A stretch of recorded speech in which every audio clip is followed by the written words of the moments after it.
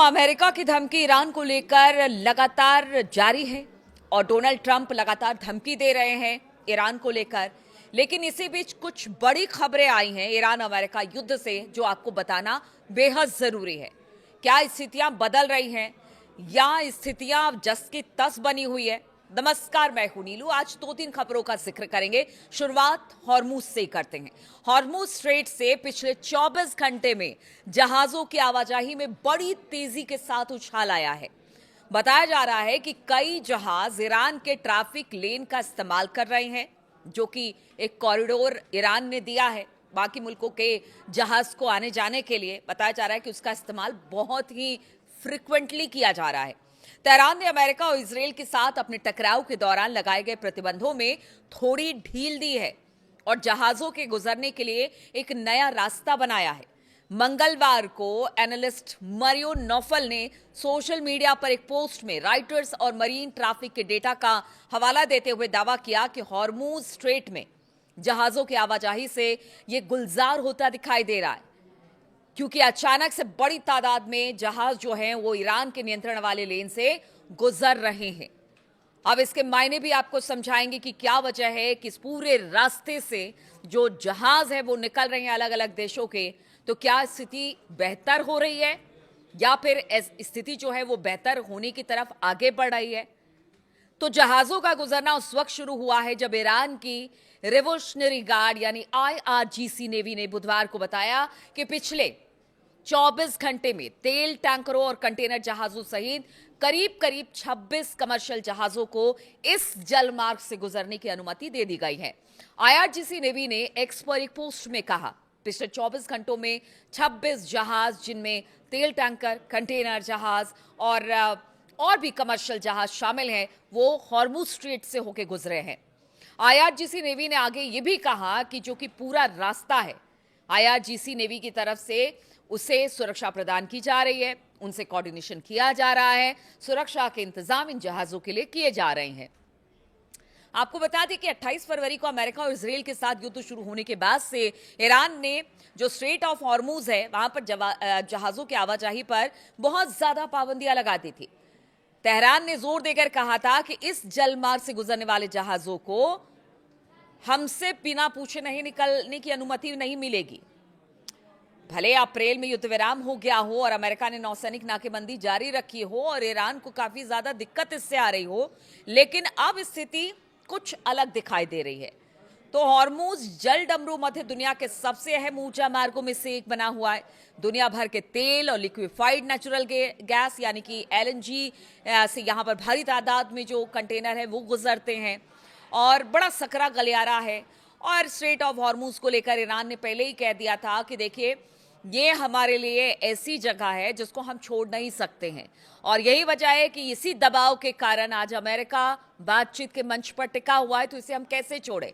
तो उसको लेकर यह भी कहा जा रहा है कि देखिए, इस क्षेत्र यानी स्ट्रेट ऑफ हॉर्मुज को लेकर जो अब जहाज गुजर रहे हैं, ट्रंप की धमकी के बाद भी, वो धमकी भी बताएंगे, कल भी एक बड़ी धमकी ट्रंप ने दी है और उन्होंने कहा कि अगर यहाँ पर तेल टैंकर हॉर्मुज से गुजर रहे हैं और उनको रोका नहीं जा रहा है तो ये बड़ी बात है, क्योंकि एक तरह से कह लीजिए कि ईरान ने कहा था कि हॉर्मुज पर हमारा दबदबा रहेगा, हम हॉर्मुज को नहीं छोड़ेंगे, जिनको निकलना है वो यहाँ से बिना हमारी इजाजत के नहीं निकलेंगे, और अब हो भी यही रहा है।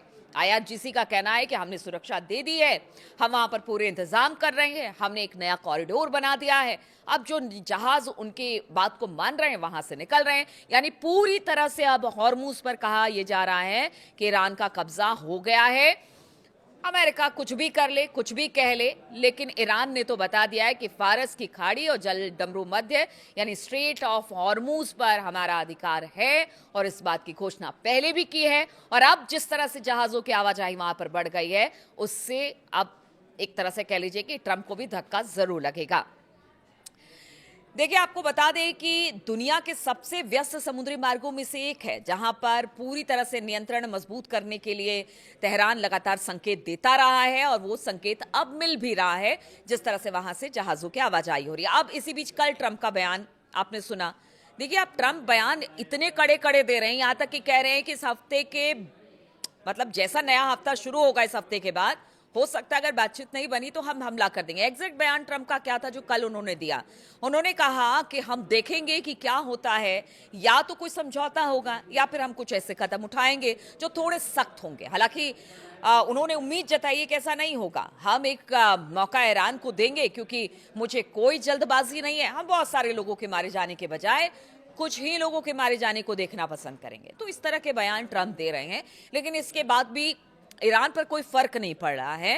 वो स्ट्रेट ऑफ हॉर्मूज पर अब पूरा कब्जा और पूरा प्रेशर बनाकर रखा है और पूरा दबदबा अब वहां पर देखने को मिल रहा है ईरान में। ऐसे में ट्रंप की धमकी को क्या कहा जाए? क्या यहां से ट्रंप पीछे हटेंगे या फिर उनको लगता है कि मतलब ईरान उनके दबाव में आ जाएगा? अब तक तो इतने दिनों में तो हम लोगों ने नहीं देखा, किसी ने नहीं देखा, एक्सपर्ट भी मानते किसी तरह के कोई दबाव में ईरान नहीं है। हाँ, वो अपनी शर्तों के साथ बात जरूर करना चाहता है, लेकिन उनके मंत्रियों की तरफ से, उनके बड़े नेताओं की तरफ से कह दिया है दबाव का मतलब ये नहीं है कि हम जंग हार चुके हैं। दबाव का मतलब है हम बातचीत कर रहे हैं, बातचीत से रास्ता निकलता है तो ठीक है, नहीं निकलता है तो फिर हम लड़ाई के लिए तैयार हैं। और उन्होंने कहा कि देखिए अगर बातचीत, उन्होंने जोर देकर कहा ट्रंप ने कि किसी भी समझौते में ईरान को परमाणु हथियार रखने की इजाजत नहीं दी जाएगी। तेहरान की सरकार अगर परमाणु कार्यक्रम पर समझौता नहीं करती है और न्यूक्लियर वेपन बनाने के लिए आगे बढ़ती है तो फिर चीजें बिगड़ेंगी। इससे हमें ईरान पर एक बहुत जोरदार हमला करना पड़ेगा। उसकी डेडलाइन उन्होंने शनिवार, रविवार या अगले सोमवार को दे दी है अगर बात नहीं बनती है। और इसके जवाब में ईरान ने भी कह दिया है, जो IRGC है उनकी तरफ से कहा गया है कि अगर उनकी जमीन पर अटैक होता है तो फिर उसकी पूरी ताकत से जवाब दिया जाएगा, जो बार बार वो कहती रही है। IRGC ने कहा कि अमेरिकी हमले से एक ऐसा युद्ध शुरू होगा जिसे सीमित करना मुश्किल होगा। ये लड़ाई क्षेत्र की सीमाओं को पार करके और आगे तक फैल जाएगी। तो आप देखिए कि किस तरह से अब ईरान भी कह रहा है कि अब तक तो जहां जहां हमले हमने किए मिडिल ईस्ट में, उन सब देशों को निशाना बनाया गया, लेकिन अगर अमेरिका ने एक बार फिर से ईरान पर हमला किया तो अब जंग का दायरा बढ़ेगा।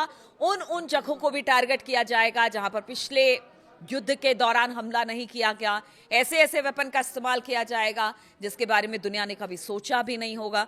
तो दोनों अपनी तरफ से ताकत दिखाने का प्रयास कर रहे हैं। इसी बीच कहा यह भी जा रहा है, खबर यह भी आ रही है, ध्यान दीजिएगा इस पर, कि नेतन्याहू और ट्रंप की बातचीत हुई है।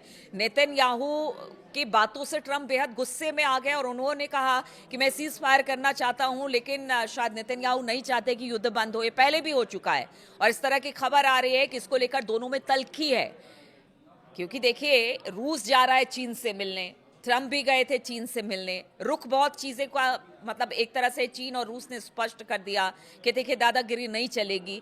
ऐसे में अपने ही घर में घिरे हुए हैं, अपने संसद में सवाल पूछे जा रहे हैं, सवालों का जवाब ट्रंप और उनकी सेना के प्रमुख नहीं दे पा रहे हैं।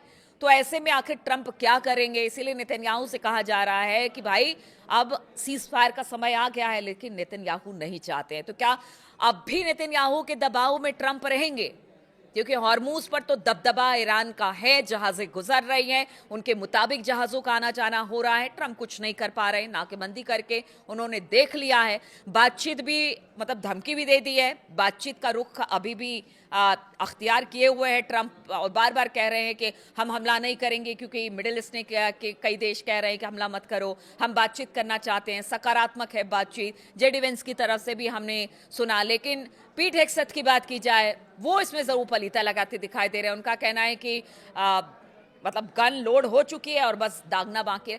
तो आप सोचिए कि ट्रंप और खुद ट्रंप के जो अधिकारी हैं या जो उनके नेता हैं वो अलग अलग तरीके का बयान दे तो ट्रंप और उनके अधिकारी अलग अलग तरीके का बयान दे रहे हैं, प्रोवोक करने की ईरान को कोशिश कर रहे हैं, लेकिन ईरान बड़े संयम के साथ जो काम उसे करना है वो कर रहा है। और उसने कह दिया है कि देखिए हमला कोई विकल्प नहीं है। चीन ने भी कह दिया, रूस ने भी कह दिया। अब तीन लोग एक तरफ हैं, इधर अमेरिका एक तरफ है, ट्रंप एक तरफ है, उनकी पूरी कहते हैं ना फौज है और उनके नेता हैं, लेकिन उनकी संसद में उनका विरोध हो रहा है। तो अब देखना होगा कि आगे स्थिति क्या बनती है। जो शनिवार, रविवार या सोमवार तक का डेडलाइन दिया है, उसके बाद फिर कोई नया बयान सुन लेंगे ट्रंप का, या फिर लगता है कि अगर बात नहीं ईरान मानता है तो फिर हमला अमेरिका की तरफ से होगा।